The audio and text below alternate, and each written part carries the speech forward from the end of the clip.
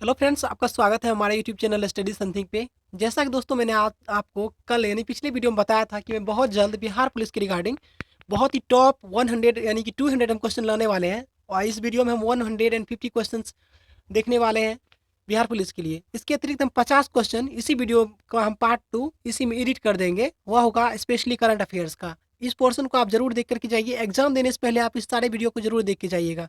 निश्चित रूप से आपको 15 से 20 क्वेश्चन मेरे वीडियो से मिलने वाले हैं। तो चलिए हम प्रारंभ करते हैं। क्वेश्चन कम रहेगा लेकिन हम डिस्कशन साथ ही साथ बहुत लंबा करने वाले हैं। तो देखिए, पहला क्वेश्चन है, भारत का संविधान या मैग्ना कार्टा संविधान के किस भाग को कहते हैं? तो संविधान का भाग 3 जो है वह कहलाता है भारत का मैग्ना कार्टा। और भाग 3 में किस चीज का वर्णन है? मौलिक अधिकार का।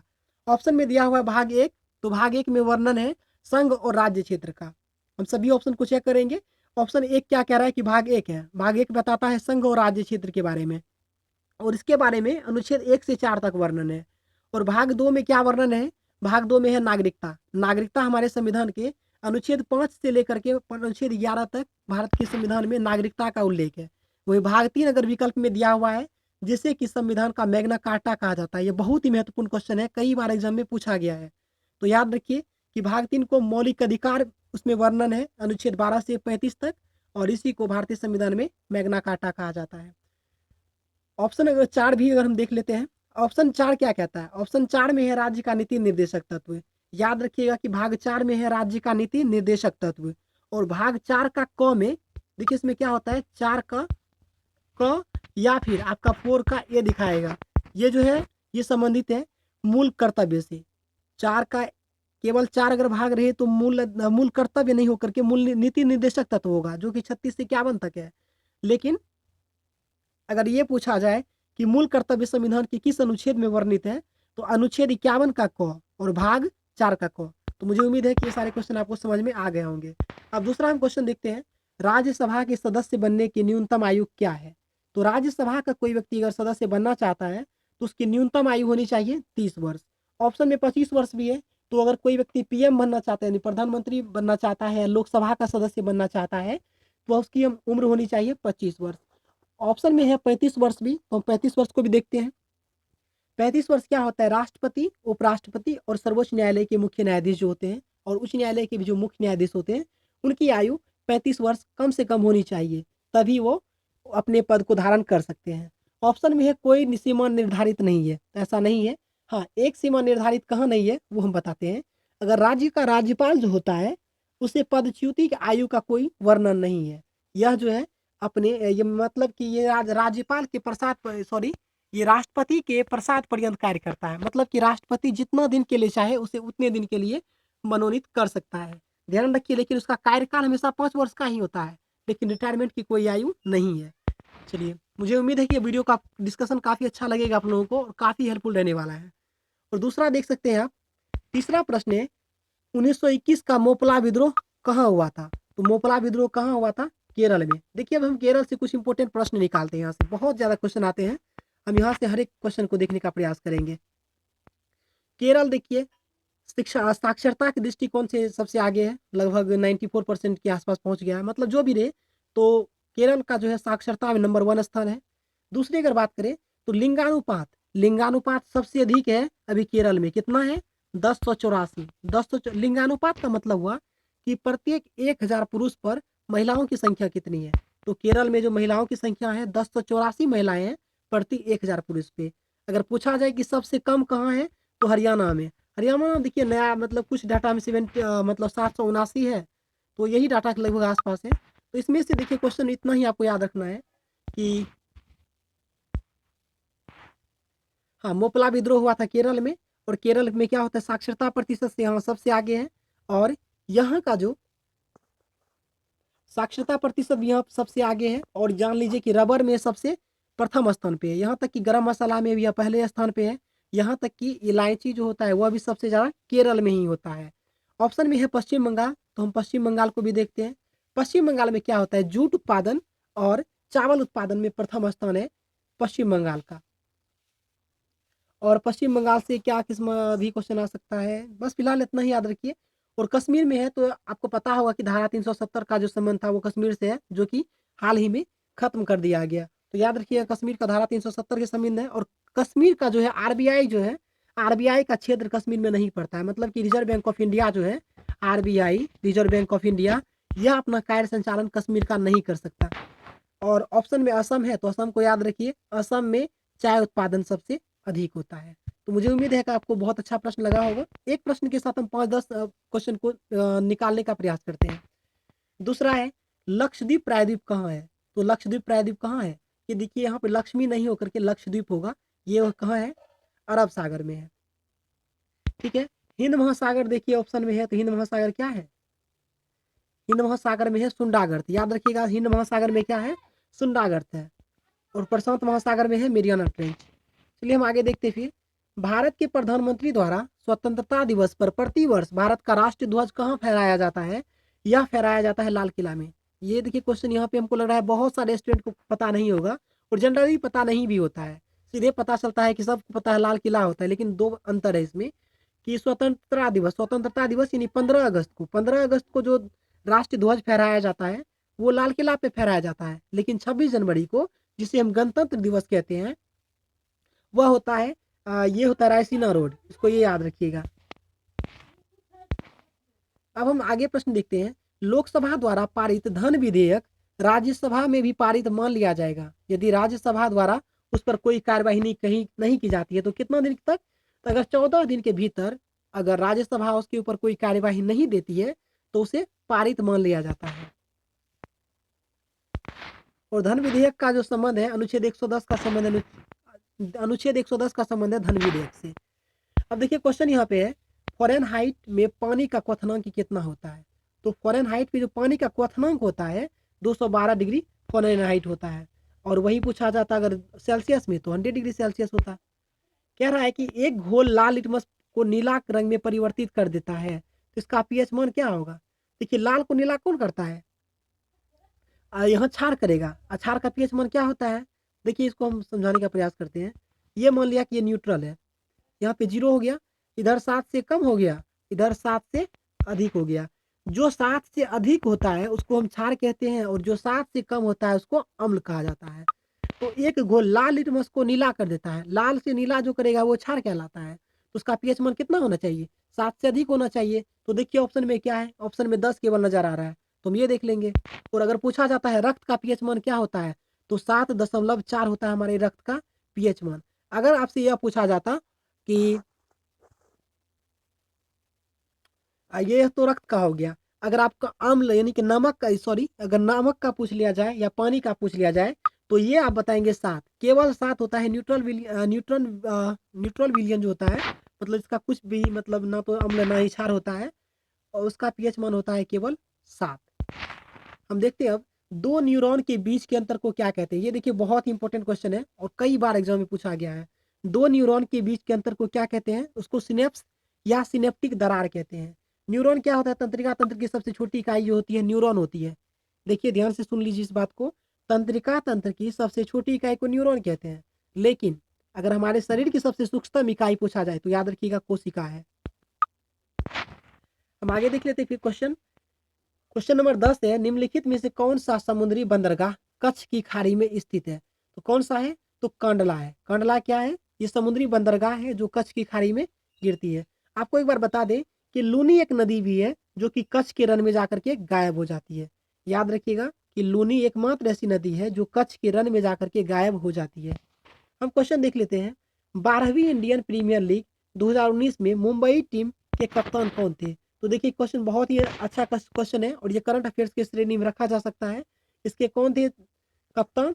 तो रोहित शर्मा थे। 12वीं इंडियन प्रीमियर लीग 2019 की प्रीमियर लीग 2019 में मुंबई इंडियन टीम के कप्तान कौन थे? रोहित शर्मा थे। आगे क्वेश्चन है, भारत में ईस्ट इंडिया कंपनी की स्थापना कब हुई थी?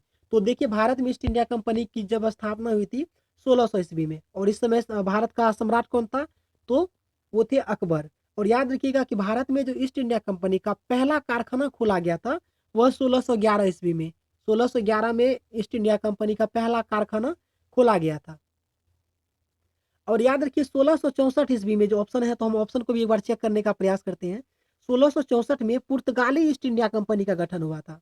1664 में पुर्तगाली ईस्ट इंडिया कंपनी आया था, लेकिन 1600 ईस्वी में भारत ईस्ट इंडिया कंपनी आ गया था।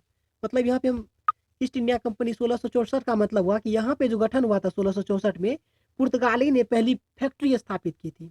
1600 में ब्रिटिश सरकार यानी ईस्ट इंडिया कंपनी भारत में केवल आई थी, लेकिन 1611 में उसने अपना कंपनी भी स्थापित कर लिया था।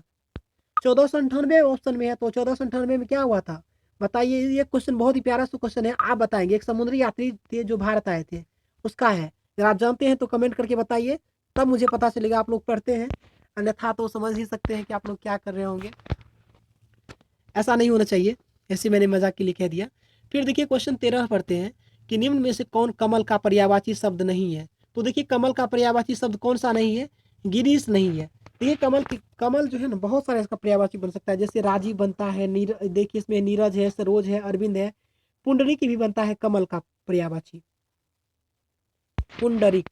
ठीक है, हम देख लेते हैं, ये हिंदी का प्रश्न है। अब आंख उठाकर ना देखना, इसका क्या मतलब हुआ, उपेक्षा करना। आंख उठाकर ना देखना का सही अर्थ क्या होगा, उपेक्षा करना। क्या है, एक समतल दर्पण पर 60 डिग्री कोण बनता है। एक समतल डिग्री पर आपतित किरण अगर 60 डिग्री का कोण बनाती है तो परावर्तित कितना का बनेगा, परावर्तित भी उतना ही बनेगा। ऐसे मान लीजिए आपतित किरण है, यहाँ पे अभिलंब पड़ेगा, यहाँ से जो परावर्तित होगा आपको पता होगा कि साइन आई बटे साइन आर, मतलब आपतन कोण की जो त्रिज्या होती है वो परावर्तन कोण की त्रिज्या के बराबर। तो अगर ये 60 डिग्री है तो ये भी 60 डिग्री होना है, तो ये हो जाएगा ऑप्शन नंबर ए सही, 60 डिग्री। फिर है उपसर्ग का विलोम शब्द क्या हो सकता है। उपसर्ग का देखिए सिंपल है, उपसर्ग का उल्टा क्या होगा, प्रत्यय। आपको बता दें उपसर्ग क्या होता है। उपसर्ग वे शब्दांश होते हैं जो किसी शब्द के पूर्व में जुटकर उसका अर्थ बदल देते हैं या उसका विशेष अर्थ बतलाते हैं। यह क्या होता है, उपसर्ग कहलाता है। प्रत्यय क्या होता है, प्रत्यय वो शब्दांश होते हैं जो किसी शब्द के अंत में जुटते हैं। जैसे अगर मैं कहूँ आपको, प्रत्यय में ऐसे बहुत सारा, जैसे मान लीजिए कि अगर हम दे रहे हैं जमीन, जमीन प्लस दार कीजिएगा तो जमींदार होगा ना। तो ये दार जो लगा है ये आपका प्रत्यय है, और इसमें उपसर्ग क्या है, जमीन। तो इस प्रकार जैसे मान लीजिए आपको कोई लिख रहा है प्रति उत्तर, प्रति उत्तर, तो इसमें प्रति उपसर्ग है और उत्तर क्या है, प्रत्यय है। तो प्रत्यय क्या होता है, उपसर्ग क्या है, हमने आपको बता दिया। मुझे उम्मीद है आपको समझ में आ गया होगा। हम आगे देखते हैं प्रश्न। प्रश्न संख्या 17 कह रहा है, कौन सी रेखा भारत के बीचों बीच से गुजरती है। तो कर्क रेखा। कर्क रेखा क्या है, भारत के बीचों बीच से गुजरती है। आपको पता होगा कि भारत का मैप जब बनाते हैं आप, तो यहाँ से जो बीचों बीच जो रेखा गुजरता है उसको कहते हैं कर्क रेखा। कर्क रेखा से भारत, कभी कभी पूछा जाता है कि कौन सा राज्य कर्क रेखा से मतलब स्पर्श नहीं करता है। तो याद रखिए, इसका ट्रिक पता होगा आपको, मित्र पर गमछा झार, ये है ट्रिक। तो कौन सी रेखा मतलब भारत के बीचों बीच गुजरती है, तो कर्क रेखा है। कर्क रेखा से सटे भारतीय राज्य पूछा जाए तो 8 होगा, याद रखिएगा। मी से मिजोरम, त्र से त्रिपुरा, पर से पश्चिम बंगाल, प से पश्चिम बंगाल हो गया, र से राजस्थान, गौ से हुआ गुजरात, म से मध्य प्रदेश, छा से छत्तीसगढ़, झाड़ से झारखंड। इस प्रकार याद कीजिएगा कि कौन सी रेखा भारत के बीचों बीच गुजरती है, तो वो है कर्क रेखा। इसको इससे मतलब 8 राज्यों से होकर गुजरती है, जिसका ट्रिक हम बताए हैं, मित्र पर गमछा झार। हम आगे एक प्रश्न देखते हैं, शिव समुद्रम जलप्रपात किस नदी पर बना है। तो कावेरी। देखिए हम बहुत सिंपल वे में आपको बता देंगे, ऐसे याद कर लीजिए इसको, शिव का क्या करेंगे, शिव का ये होता है ना, आप याद कीजिए शिव का। शिव का क्या, तो शिव समुद्रम जो है कावेरी नदी पर है। देखिए ऑप्शन में तुंगभद्रा है, यहाँ से प्रश्न कई बार आया है। तुंगभद्रा क्या है, तो पूछा जाता है कि कर्नाटक हम्पी जो है किस नदी किनारे है, तो तुंगभद्रा है। आगे हम प्रश्न देखते हैं, अमरबेल किसका उदाहरण है। अमरबेल जो है परजीवी का उदाहरण है। इसको देखिए ध्यान से पढ़ लीजिए, यहाँ पे कभी परपोषी भी ऑप्शन में लिखा हुआ है, लगेगा आपको दोनों सही है, लेकिन याद रखिएगा कि अमरबेल जो है परजीवी है। तीनों ओर से सागर से घिरे भूभाग को क्या कहते हैं, उसको प्रायद्वीप कहते हैं। तीनों ओर से सागर से घिरे हुए भूभाग को क्या कहते हैं, प्रायद्वीप कहते हैं। और देखिए तीनों ओर से प्रश्न आया तो याद रखिए कि भारत का एकमात्र राज्य त्रिपुरा है जो तीनों ओर से बांग्लादेश से घिरा हुआ है। तो याद रखिए यहाँ तीनों ओर लगा हुआ था, तो हमने अपने माइंड को कुछ ज़्यादा डेवलप करके वहाँ पे प्रयास किया लगाने का, कि भारत का एकमात्र राज्य जहाँ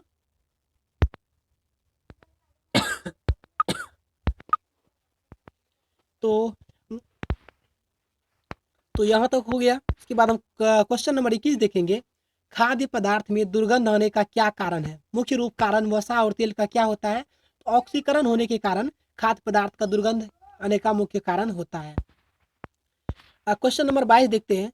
पानी में ब्लीचिंग पाउडर को ये है पानी में ब्लीचिंग पाउडर पर कौन से पर मतलब यहाँ पे कुछ क्वेश्चन लगता है मिस्टेक हो गया है लिखने में।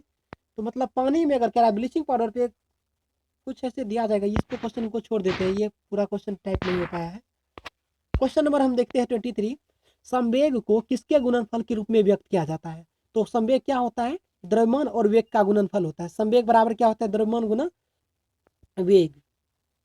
और पूछा जाए तो देखिए संवेग संवेग जो है सदिश राशि है और वेग भी सदिश राशि है, लेकिन द्रव्यमान जो है अदिश राशि है। क्वेश्चन अदिश राशि और सदिश राशि बेस से भी आता है, तो अदिश राशि और सदिश राशि को भी बार आप अच्छे ढंग से पढ़ लेंगे।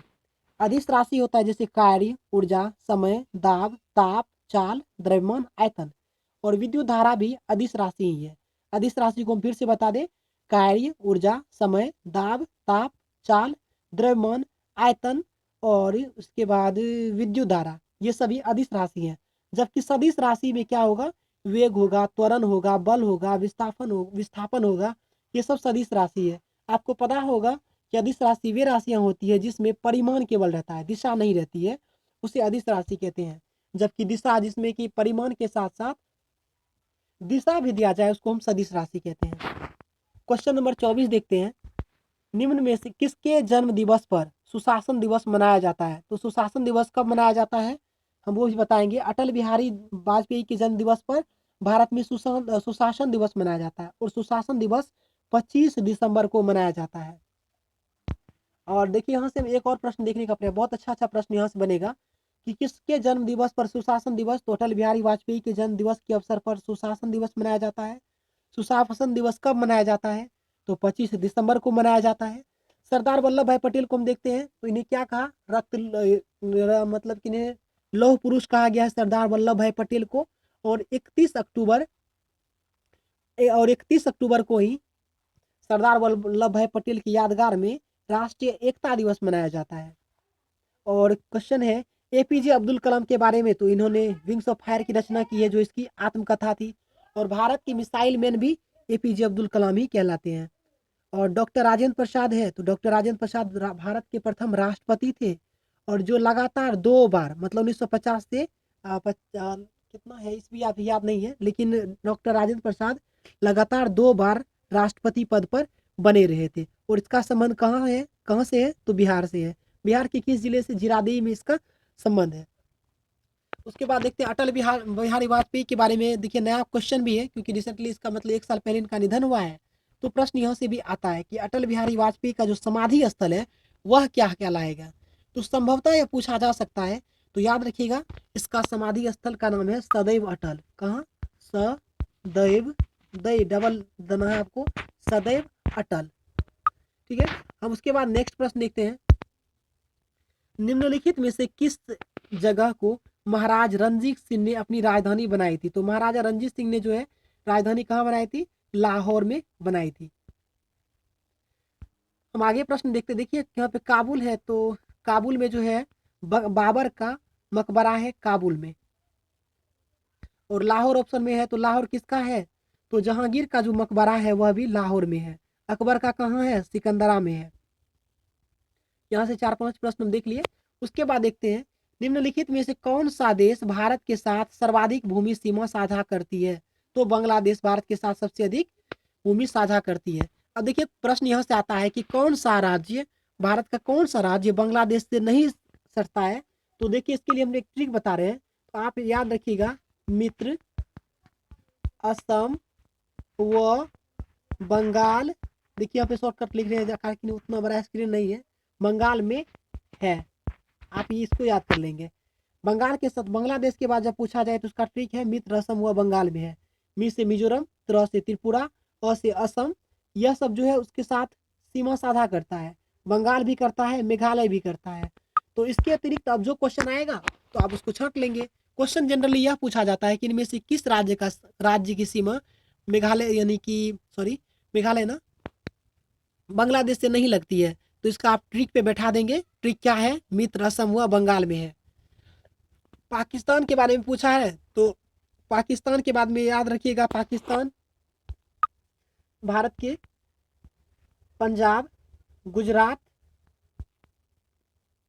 इसका आप ऐसे ट्रिक याद कर लीजिए, पंगुराज, पंगुराज। तो ये है पंजाब, गुजरात, राजस्थान और जम्मू कश्मीर। पाकिस्तान भारत के 4 राज्य से जुड़े हुए हैं, पाकिस्तान यानी कि पंजाब, गुजरात, राजस्थान और जम्मू कश्मीर। भूटान का है तो भूटान का भी आप याद कर लीजिएगा, PASA। हम इसको डिफाइन कर देंगे, वीडियो की डिस्क्रिप्शन बॉक्स में इसका हम दे देंगे, अगर ज़्यादा करेंगे तो बहुत लंबा वीडियो बन जाएगा। क्वेश्चन नंबर 27 है, वांडीवास का युद्ध किसके बीच लड़ा गया था? तो अंग्रेज और फ्रांसीसियों के बीच लड़ाया गया था। और ये वांडीवास का युद्ध कब हुआ था? 1760 में हुआ था वांडीवास का युद्ध। तो यह अंग्रेज और फ्रांसीसियों के बीच में लड़ा गया था। उसके बाद देखिए यहाँ पे लिख भी दिए है, वांडीवास का युद्ध 1760 में अंग्रेज और फ्रांस के बीच में हुआ था। फिर क्वेश्चन नंबर है 28, भारतीय नौसेना के प्रमुख किस वाइस एडमिन को मार्च 2019 में नियुक्त किया गया है? तो करमवीर सिंह। भारतीय नौसेना के प्रमुख कौन है? करमवीर सिंह है। अजीत डोभाल कौन है? राष्ट्रीय सुरक्षा सलाहकार है भी। गोवा के मुख्यमंत्री मनोहर पर्रिकर के बाद मार्च 2019 में गोवा का नया मुख्यमंत्री कौन बना है? तो प्रमोद सावंत बने हैं। फिर है, बिहार में प्राप्त मौर्य अभिलेख की लिपि कौन सी है? तो मौर्य की जो लिपि है ब्राह्मी है। याद रखिएगा कि मौर्य साम्राज्य का जो है लिपि जनरली ब्राह्मी है, लिपि है ब्राह्मी, लेकिन वहाँ की जो है खरोष्टी भी, हालांकि वहाँ की भाषा थी, अरमाइक भी है, तो लेकिन यह लिपि कौन सी है? तो ब्राह्मी है। जनसंख्या की दृष्टि से भारत का दूसरा बड़ा राज्य कौन सा है? तो कौन सा राज्य है? तो देखिए पहले तो राजस्थान होगा, ठीक है। दूसरा आ जाता है महाराष्ट्र। जनसंख्या की दृष्टि से पूछा, सॉरी, जनसंख्या की दृष्टि से पूछ रहा है तो याद रखिएगा कि पहला राज्य होगा उत्तर प्रदेश, लेकिन दूसरा कौन सा है? महाराष्ट्र। अगर जनसंख्या घनत्व पूछ लिया जाए तो याद रखिएगा कि बिहार का घनत्व सबसे अधिक है। बिहार भारत के राज्यों में बिहार का जो जनसंख्या घनत्व है सबसे अधिक है। कितना है? 1106 व्यक्ति प्रति वर्ग किलोमीटर है, कुछ इसी प्रकार है, ठीक है। और राजस्थान ऑप्शन में है, तो राजस्थान क्या है? और राजस्थान जो है भारत का क्षेत्रफल की दृष्टि से सबसे बड़ा राज्य है। और अगर यह पूछा जाए कि क्षेत्रफल की दृष्टि से विश्व में भारत का कौन सा स्थान है? तो 7वां है। क्षेत्रफल की दृष्टि से भारत का क्रम विश्व में कौन सा है? तो 7वां है। इसके लिए आपको ट्रिक शायद पता होगा, याद रखिएगा, रुख चिन्ह अब आ भारत। क्या है ट्रिक? रुख चिन्ह अब आ भारत। रूस से हो जाएगा रसिया, क से कनाडा हो जाएगा, तीसरे स्थान पर चीन हो जाएगा। तो इतना तो याद कर ही सकते हैं। चीन, अब से अमेरिका, ब से ब्राजील, आ से ऑस्ट्रेलिया, भारत तो भारत से में है ही। तो याद रखिएगा कि क्षेत्रफल की दृष्टि से रूस सबसे बड़ा है और जनसंख्या की दृष्टि से चाइना बड़ा है। लेकिन जनसंख्या की दृष्टि से दूसरा सबसे बड़ा राष्ट्र कौन सा है? तो अपना भारत है, जो कि अच्छा तो नहीं कहा जाए, क्योंकि जनसंख्या किसी का बढ़ना मतलब बहुत अच्छा परिचय नहीं होता है। ये हमारी शिक्षा का ही मतलब व्यक्त कर देती है कि हम लोग कितनी मतलब टैलेंटेड हैं। किस राज्य को रस राज कहा जाता है? सॉरी, किस रस को रस राज कहा जाता है? तो श्रृंगार रस को। देखिए अब क्वेश्चन यहाँ से हिंदी में यह पूछा जाता है आपको कि भरत मुनि के अनुसार रसों की संख्या कितनी थी? तो देखिए कहीं कहीं 7, 8, 9 ऐसे दिखा जाएगा, लेकिन याद रखिए एक्यूरेट आपको याद करना है 9, इसका 8 ही होगा। भरत मुनि के अनुसार रस राज जिसे कहा गया वह श्रृंगार रस को, और इसके अनुसार रसों की संख्या कितनी है? 8 है। अब क्वेश्चन देखते हैं, गांधी जी ने किस कानून को काला कानून कहा था? तो गांधी जी ने रॉलेट एक्ट को काला कानून कहा था। रॉलेट एक्ट क्या था? इसके तहत क्या होता था, किसी भी भारतीय को मात्र शंका के आधार पे गिरफ्तार कर लिया जाता था और उसे जेल में अनिश्चितकालीन के लिए बंद कर दिया जाता था। यही कारण है कि इसे गांधी जी ने काला कानून कहा था। और यहाँ से तो मतलब एक कड़ी हो गया, लड़ाई का शुरू ही हो गया, यहाँ से शुरू हुआ, इसे काला कानून कहा। ऐसे इसमें क्या हुआ, भारतीयों ने मतलब बहुत नारा भी दिया था कि कोई वकील नहीं, कोई अपील नहीं, कोई दलील नहीं। यही कारण इसे काला कानून कहा गया था, ठीक है। वुड डिस्पैच क्या है? भारत में ये 1854 में आया था, इसके बारे में प्रश्न आता है। कम्युनल अवार्ड, चलिए हम देखते हैं आगे, और से भी बहुत सारे प्रश्न आने वाले हैं, तो हम आगे ही डिस्कशन करेंगे इसके बारे में। वैदिक काल में वर्ण व्यवस्था किसने प्रतिपादित की थी? तो मनु ने, ठीक है। क्वेश्चन यह भी आता है कि प्राचीन विधि निर्माता कौन थे? तो मनु थे। ठीक है, हम आगे क्वेश्चन देखते हैं। किस कारण से आकाश का रंग नीला दिखाई देता है? तो प्रकाश के प्रकीर्णन के कारण। देखिए यहाँ पे क्वेश्चन बार बार आता है। जैसे ही रंग की बात किया जाए, नीला दिखाई देता है मतलब किस कारण से? तो प्रकीर्णन के कारण। अगर यहाँ पे देखिए प्रकाश का अपवर्तन है तो हम इसको भी देखेंगे। अपवर्तन क्या होता है? अगर मान लीजिए आप किसी बीकर में एक डंडा को डालते हैं, तो या आप नदी के किनारे बैठ के अपना पैर अगर नदी में डालते हैं या पोखर में तालाब में डालते हैं, तो आपका पैर टेढ़ा मतलब कि टेढ़ा नजर आता है। तो इसका कारण है प्रकाश का अपवर्तन। ठीक है, और तारा जो टिमटिमाता है आकाश में, जो तारे टिमटिमाते हैं, उसका कारण क्या है? अपवर्तन है। ठीक है, और उसके बाद हम देखेंगे भारत के किस प्रधानमंत्री ने श्रीलंका में भारतीय शांति सेना भेजी थी? तो ये राजीव गांधी थे। ठीक है, देखिए राजीव गांधी के बारे में एक और चीज बता दें कि राजीव गांधी को मिस्टर क्लीन भी कहा गया है। राजीव गांधी को मिस्टर क्लीन कहा गया है। ठीक ना, भारत के किस प्रधानमंत्री ने श्रीलंका में भारतीय शांति सेना भेजी थी? ये राजीव गांधी थे। फिर ये प्रथम पृथ्वी सम्मेलन कब हुआ था? तो 1992 में हुआ था पहली बार पृथ्वी सम्मेलन, और इसमें 150 देशों ने भाग लिया था। फिर है नगर निगम के अध्यक्ष कौन होते हैं? तो उसको महापौर कहते हैं। क्या कहते हैं? महापौर, या इंग्लिश में अगर पूछा जाए तो याद रखिएगा कि मेयर कहते हैं। नगर निगम के जो अध्यक्ष होते हैं उसको महापौर या मेयर कहते हैं। गुट निरपेक्ष आंदोलन संस्थापना से कौन सा नाम नहीं जुड़ा हुआ था? तो यार कि यहाँ पे 3 नाम आता है। जवाहरलाल नेहरू थे, मार्शल टिटो थे और कर्नल नासिर थे। यहाँ पे बेनजीर भुट्टो नहीं है। तो यहाँ पे देखिए जितना भी ऑप्शन है बहुत झकास झकास सब ऑप्शन दिया हुआ है, और जितना भी इसमें क्वेश्चन दिया गया है इस वीडियो में बहुत ही एक्सपेक्टेड क्वेश्चन सब है, जो कि आपके एग्जाम में संभवतः देखने को मिल सकते हैं। मैं दावा तो नहीं करता कि सारे क्वेश्चन यही होंगे, लेकिन इतना आपको आश्वस्त जरूर करता हूँ कुछ ना कुछ अगर आप इस वीडियो को देखते हैं तो बहुत सारे ऐसे क्वेश्चन का जो है हम डिस्कशन के जरिए हम जो बताएंगे वो आपको क्वेश्चन वहाँ निश्चित रूप से ही देखने को मिल जाएंगे। और आप एग्जाम देकर के आइएगा तो हमें भी बताइएगा। वीडियो के डिस्क्रिप्शन बॉक्स में अपना हो सके तो व्हाट्सअप नंबर भी सेंड कर देंगे, आप वहाँ से हमसे कॉन्टैक्ट कर सकते हैं। देखिए कि गुट निरपेक्ष आंदोलन का जो है संबंध है जवाहरलाल नेहरू से, मार्शल टिटो से और कर्नल नासिर से। कर्नल नासिर के रिलेटेड हम यहाँ को सहारा बना करके हम बहुत सारे क्वेश्चन अब डिस्कस करेंगे कि कर्नल नासिर का संबंध कहाँ से है? तो मिस्र से। स्वेज नहर का जो राष्ट्रीयकरण करवाया था यही थे, कर्नल नासिर ही स्वेज नहर का राष्ट्रीयकरण करवाया था। और स्वेज नहर बनकर कब तैयार हुआ था? 1869 में। स्वेज नहर कब बना था? 1869 में स्वेज नहर बन के तैयार हुआ। अगर क्वेश्चन पूछा जाता है कि स्वेज नहर का राष्ट्रीयकरण कब हुआ, तो याद रखिएगा 1956 में स्वेज नहर का राष्ट्रीयकरण हुआ। और कौन किया था? तो कर्नल नासिर किया था। और देखिए जब दूसरा विश्व युद्ध मतलब जब द्वितीय विश्व युद्ध खत्म हो जाता है 1939 से 1945 तक चला था, उसके बाद क्या हुआ? मुख्य रूप से पूरे विश्व जो है 2 खेमों में बट गया था। एक था हम देख लेते। तो अभी हम बात कर रहे थे कि दूसरा जब द्वितीय विश्व युद्ध 1939 से चल के 1945 तक चला था, 1945 में जब समाप्त होता है तो संपूर्ण विश्व जो है 2 खेमों में बट गया था। एक तो समाजवादी हो गया था, दूसरा हो गया था पूंजीवादी। तो इन्हीं दो के कारण यहाँ पे गुट निरपेक्ष आंदोलन का गठन किस प्रकार हुआ तो हम वो भी देखेंगे। तो समाजवादी और पूंजीवादी दो चल रहा था। तो समाजवादी में जो है उसका जो लीडिंग कर रहा था वो था रसिया, और पूंजीवादी का जो नेतृत्व कर रहा था कौन था? वो था अमेरिका। तो भारत ने किसी भी देश का ना तो मतलब समाजवादी में साथ लिया और ना ही पूंजीवादी में।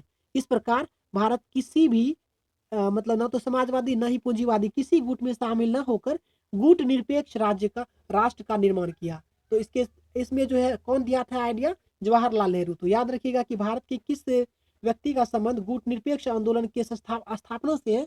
तो जवाहरलाल नेहरू का भी है, याद रखिएगा। और भारत की राष्ट्रीय नीति जब पूछा जाए तो ये गुट निरपेक्षता ही है। और यह शायद ही कुछ ही स्टूडेंट को ये पता है कि भारत का जो राष्ट्रीय नीति कौन सा है? तो गुट निरपेक्षता नीति है। और देखिए बेनजीर भुट्टो है, तो याद रखिए कि किसी मुस्लिम देश में पहली प्रधानमंत्री कौन बनी थी? बेनजीर भुट्टो। यानी कि पाकिस्तान की प्रधानमंत्री जो महिला प्रधानमंत्री थी कौन थी? बेनजीर भुट्टो। इसे डॉटर ऑफ द ईस्ट कहा गया है। क्या कहा गया है? Daughter of the east, Benazir Bhutto को। याद रखिए कि 2019 में एक सम्मान दिया गया है daughter of the nation. Daughter of the nation. देखिए क्वेश्चन बन रहा था, बहुत प्यारा प्यारा सा क्वेश्चन बन रहा है, इसीलिए हम वीडियो में ही डिस्कशन कर लेते हैं। तो daughter of the nation award किसे दिया गया है? लता मंगेशकर को। हम आगे क्वेश्चन देख लेते हैं। धातुओं में सबसे अधिक अधातु वर्धनीय होता है, कौन होता है? तो सोना होता है। और चांदी ऑप्शन में है, तो चांदी क्या होता है? विद्युत का सबसे अधिक सुचालक होता है। क्वेश्चन नंबर हम देख लेते हैं 41। 2018 में सरस्वती सम्मान किस व्यक्ति को दिया गया है? तो शिवा रेड्डी को दिया गया है। 2018 में जो सरस्वती सम्मान दिया गया, किसे दिया गया है? शिवा रेड्डी को। लेकिन 2019 में जब पूछा, और हम देखते हैं फिर आगे क्वेश्चन हम देखते हैं।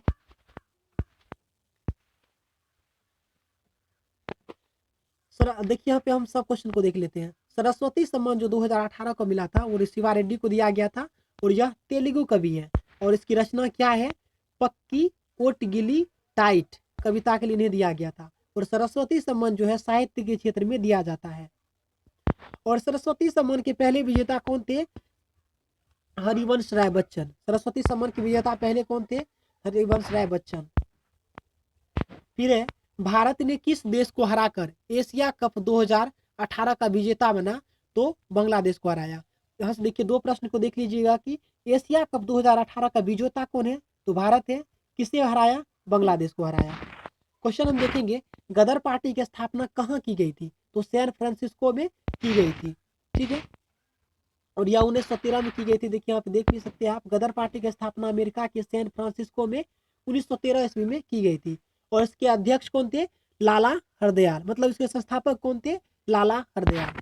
हम आगे प्रश्न देखते हैं, पंचायती राज संस्थाओं के जिला स्तर पर सर्वोच्च अंग कौन सा है? तो पंचायती राज संस्थान में जो जिला स्तर पर सबसे ऊंचा अंग होता है उसको क्या कहते हैं? जिला परिषद कहते हैं। और ग्राम स्तर पे जो होता है सबसे नीचे है ग्राम सभा। ग्राम पंचायत सबसे छोटा अंग है। फिर है, निम्नलिखित में से किस राज्य में द्विसदनात्मक विधान नहीं है? तो ये क्या है? केरल में नहीं है। इसका देखिए ट्रिक बताते हैं, तू भी मजा कर। इसका ट्रिक क्या है? द्विसदनात्मक विधानसभा और विधानमंडल। इस द्विसदनात्मक का मतलब हुआ विधानसभा भी है और विधान मंडल भी। तो ये जो है इसका ट्रिक है, तू भी मजा कर। इस वीडियो के डिस्क्रिप्शन बॉक्स में आप चेक कर लीजिएगा, हम डिफाइन कर देंगे वहां पे। क्वेश्चन नंबर 46 देखते हैं कि संविधान के कल्याणकारी राज्य की अवधारणा किसमें निहित है? तो राज्य के नीति निर्देशक तत्व में क्या है? संविधान के कल्याणकारी राज्य की स्थापना के बारे में बताया गया है। हमने आपको बता दिया है, राज्य का नीति निर्देशक तत्व भाग 4 में वर्णन है और 36 से 51 तक वर्णन है। प्रस्तावना को पता है कि भारतीय संविधान का कुंजी कहा जाता है प्रस्तावना को। और प्रस्तावना की भाषा कहाँ से ली गई है? ऑस्ट्रेलिया से ली गई है। और इसमें है मूल कर्तव्य। तो मूल कर्तव्य हमने आपको अभी बताया था कि मूल कर्तव्य संविधान के भाग 4 का क में है और अनुच्छेद 51 का क में है। मूल अधिकार अनुच्छेद 12 से 35 तक वर्णन है और मूल अधिकार का वर्णन भाग 3 में है। अब इतना ही यहाँ से प्रश्न बनता है। और देखिए यहाँ से क्वेश्चन ये भी आता है कि मूल अधिकार कहाँ से लिया गया है? अधिकार लिया गया है अमेरिका से, लेकिन कर्तव्य लिया गया है रसिया से। क्वेश्चन नंबर 47 देखेंगे, निम्नलिखित में से किसे जीव विज्ञान का जनक कहा जाता है? तो जीव विज्ञान का जनक देखिए टाइप मिस्टेक हो गया है। तो यहाँ पे इसका सही जवाब होगा अरस्तु, ना कि आप ग्रेगर मेंडल को देखिएगा। जीव विज्ञान का जनक माना जाता है अरस्तु को। यहाँ पे थियोफ्रेस्टस है, तो थियोफ्रेस्टस क्या होता है? जंतु सॉरी पौधा मतलब कि वनस्पति विज्ञान का अगर जनक पूछा जाए तो थियोफ्रेस्टस होंगे। फिर है, 18वां एशियाई खेल 2018 का आयोजन किस देश में किया गया था? किस देश में किया गया था? तो यहाँ पे ऑप्शन नंबर ए सही हो जाएगा, इंडोनेशिया में। इंडोनेशिया के जकार्ता में हुआ था। 18वां एशियाई खेल 2018 का आयोजन हुआ था इंडोनेशिया के जकार्ता में। और यहाँ पे जकार्ता और के साथ साथ पालेमबांग में भी किया गया था। फिर क्वेश्चन नंबर 49 है, बहुत अच्छा सब क्वेश्चन का यहाँ पे कलेक्शन है कि 21वां फीफा वर्ल्ड कप 2018 के विजेता कौन सा देश था? तो ये फ्रांस था। 21वां फीफा वर्ल्ड कप रूस में आयोजित हुआ था, जिसमें फ्रांस ने क्रोएशिया को फाइनल में 4-2 से हराया। तो मतलब कि फ्रांस ने 4 बनाया तो इन्होंने क्रोएशिया ने 2 बनाया। राज्यसभा की बैठक का सभापतित्व कौन करता है? तो उपराष्ट्रपति है। अगर क्वेश्चन पूछ लिया जाए कि वर्तमान में राज्यसभा का सभापतित्व कौन कर रहा है या उसके अध्यक्ष कौन है?